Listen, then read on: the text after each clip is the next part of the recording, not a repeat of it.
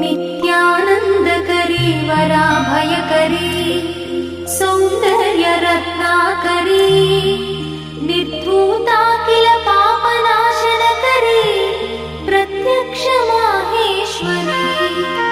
प्राणेयाचलवंशपावनकरी काशीपुराधीश्वरी